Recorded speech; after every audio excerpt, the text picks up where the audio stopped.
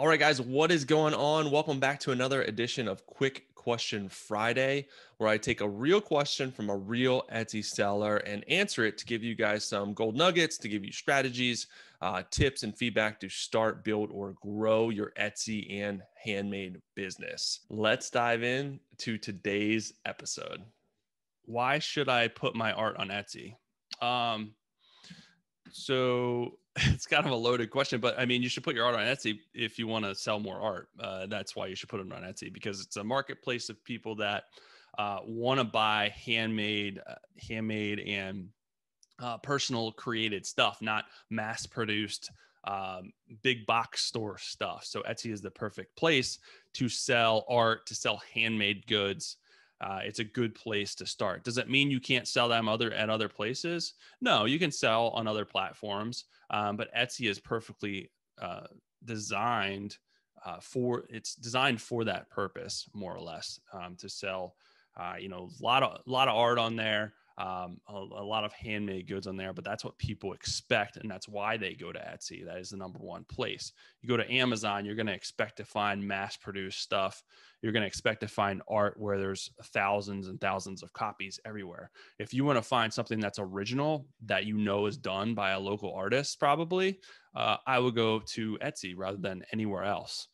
So that's really the reason why. It's a good way to grow. If you sell art in person, not so much right now, but if you usually do art shows and sell in person, it's just another avenue. It's another channel to build.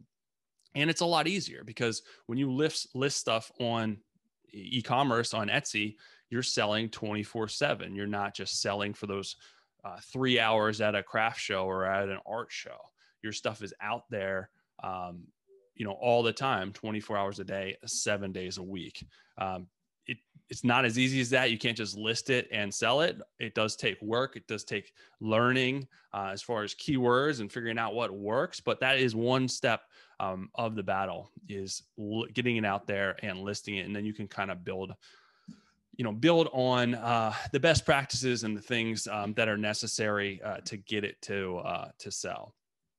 So, but yeah, getting it on there is the first step. I work with lots of artists that sell original pieces of art, and some of them do very well, and they build a name for themselves. It's a good way to get yourself out there. You never know. You may get picked up.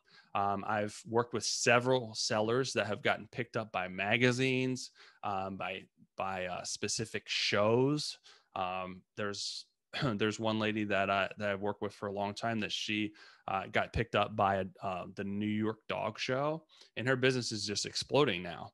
And you just never know what's going to happen once you put your stuff out there. But a lot of people do turn to Etsy to write articles and to curate content and to find original pieces, just because it is a great place to turn. And there's a lot of people doing some really neat and cool things on Etsy, a lot of original things on Etsy.